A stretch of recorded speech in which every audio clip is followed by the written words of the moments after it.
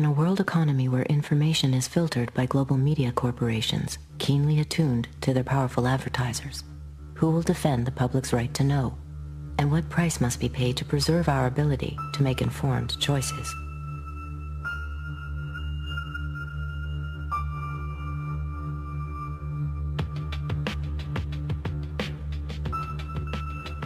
What Fox Television told us was that we were just the people to be the investigators. Do any stories you want, ask tough questions, and get answers. So we thought, this is great, this is a dream job. Fantastic. The very first thing they had us do was not to research stories, but to shoot this promo, which was The Investigators. Uncovering the truth, getting results, protecting you. And they had a film crew and a smoke machine, and we were silhouetted. Investigative reporter Steve. One of the first stories that Jane came up with was the revelation that most of the milk in the state of Florida and throughout much of the country was adulterated with the effects of bovine growth hormone, the artificial hormone that farmers were injecting into their cows so that they would produce more milk. With Monsanto, I didn't realize how effectively a corporation could work to get something on the marketplace. The levels of coordination they had to have. They had to get university professors into the fold. They had to get experts into the fold. They had to get reporters into the fold. They had to get the public into the fold. And of course the FDA, let's not leave them out. They had to get the federal regulators convinced that this was a fine and safe product to get it onto the marketplace. And they did that. They did that very, very well. It's a great time to be a high-producing cow. POSILAC One Step, bovine somatotropin by Monsanto. The federal government basically rubber-stamped it before they put it on the marketplace. The longest test they did for human toxicity was 90 days on 30 rats. POSILAC is the single most tested new product in history and is now available to you specifically so you can increase your profit potential. And then either Monsanto misreported the results to the FDA, or the FDA didn't bother to look in depth at Monsanto's own studies. The scientists within Health Canada looked very carefully at bovine growth hormone and came to very different conclusions than the Food and Drug Administration in the U.S. did. Monsanto's engineered growth hormone did not comply with safety requirements. It could be absorbed by the body and therefore did have implications for human health. Mysteriously, that conclusion was deleted from the final published version of their report. They knew there were problems. They saw serious potential human health problems, and they stood up in Canada and said, we're not going to approve this because we don't believe it's safe.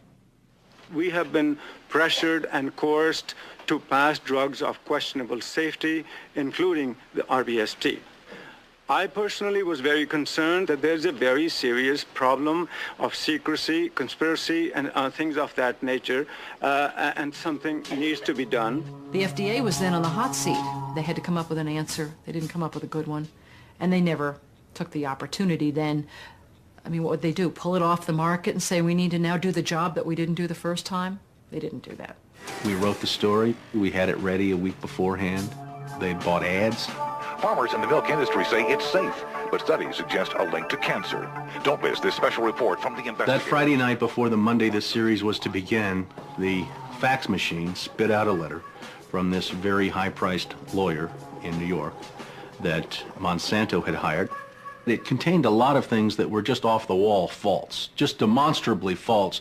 But if you didn't know the story and you didn't know how we had gone about producing it, would have scared you as a broadcaster, as a manager. And they decided that they would pull the story and they would just check it one more time. But the bottom line was that there was no factual errors in that story. Both sides had been heard from. Both sides had had an opportunity to speak. 1 week later, Monsanto sent the second letter. And this was even more strongly worded. And it said there will be dire consequences for Fox News if the story airs in Florida. And this time they freaked. They were afraid of being sued, and they were also afraid of losing advertising dollars at all of the stations owned by Rupert Murdoch. And he owned more television stations than any other group in America. I mean, that's 22 television stations. That's a lot of advertising dollars for Roundup, aspartame, NutraSweet, and other products. So we got into a battle, and the first deal was the new general manager. And his name's Dave, and Dave is a salesman, and, you know, he'd pump your hand. How you doing, how you doing? Called us upstairs to his office, and he said, what would you say if I killed this piece? What if it never ran? And we said, well, we wouldn't be very happy about that. And he said, well, I could kill it, And we said, yes, of course, you're the manager. You could kill it. It would never air. And he's hemming and he's hawing and he's back and he's forth. And we couldn't figure out, what is this all about? And finally he blurted out, look, would you tell anybody? I said, I'm not going to lie for you. About a week later, calls us back to the office and says, okay, we'd like you to make these changes. In fact, you will make these changes. We said, well, look, let us show you the research that we have that shows that this information you want us to broadcast isn't true. To which he replies, I don't care about that. I said, pardon me? And he said, that's what I have lawyers for. Just write it the way the lawyers want it written. I said, this is news. This is important. This is stuff people need to know. And I'll never forget, he didn't pause a beat, and he said, we just paid $3 billion for these television stations. We'll tell you what the news is. The news is what we say it is. I said, I'm not doing that. And he said, if you refuse to present this story the way we think it should be presented, you'll be fired for insubordination. I said, I will go to the Federal Communications Commission and I will report that I was fired from my job by you, the licensee of these public airwaves, because I refused to lie to people on the air. And it's thank you very much. You'll hear from us right away. Well, 24 hours came and went, and we didn't hear a thing. And about a week later, he calls us back, and now we've changed strategies. How about if we pay you some money and you just go away? And I said, how much money? Because, when somebody offers to bribe you like that, I always want to know if it might be worth it. He was going to offer us the rest of our year's salary if we agreed not to talk about what Monsanto had done, to not talk about the Fox corporate response in suppressing the story, and to not talk about the story. Not talk about BGH, again, anywhere. Not take the story to... And he said, are you going to sign? And we said, nah, Dave, we're not going to sign that. And he said, well, send it back, okay? I said, no, Dave, we're not going to send that back. It was, okay, we can't buy you out. We can't shut you up. Let's get the story on the air in a way that we can all agree it will go on the air. And we started rewriting and editing with their lawyers. Well, during this 8-month re-review process, I say, jokingly, they did things like, for example, they wanted to take out the word cancer. You don't have to identify what the potential problem is. Just say human health implications. Any criticism of Monsanto or its product, they either removed it or minimized it.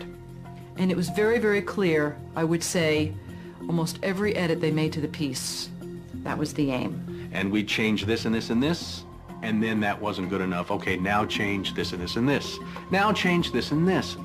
Version after version after version, 83 times. 83 times is unheard of.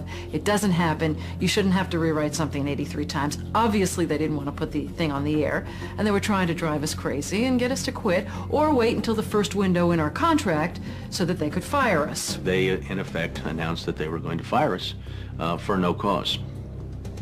Well, this was a little much. And Steve wrote a letter to the lawyer in Atlanta, whose name is Carolyn Forrest, the Fox corporate lawyer. And I said, this isn't about being fired for no cause.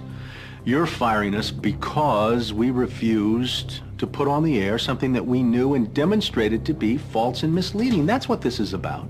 And because we put up a fight, because we stood up to this big corporation, and we stood up to your editors, and we stood up to your lawyers, and we said to you, look, there ought to be a principle higher than just making money. And she wrote a letter back and said, you're right. That's exactly what it was. You stood up to us on this story, and that's why we're letting you go. Big mistake. Big mistake. That says retaliation. You can't retaliate against employees if they're standing up for something that they believe is illegal, that they don't want to participate in. So that gave us the whistleblower status that we needed in the state of Florida to file a whistleblower claim against our employer. What Fox neglected to report is this. Jane sued Fox under Florida's whistleblower statute, which protects those who try to prevent others from breaking the law. But her appeal court judges found that falsifying news isn't actually against the law. So they denied Jane her whistleblower status, overturned the case, and withdrew her $425,000 award. Canada and Europe have upheld the ban on rBGH, yet it remains hidden in much of the milk supply of the United States.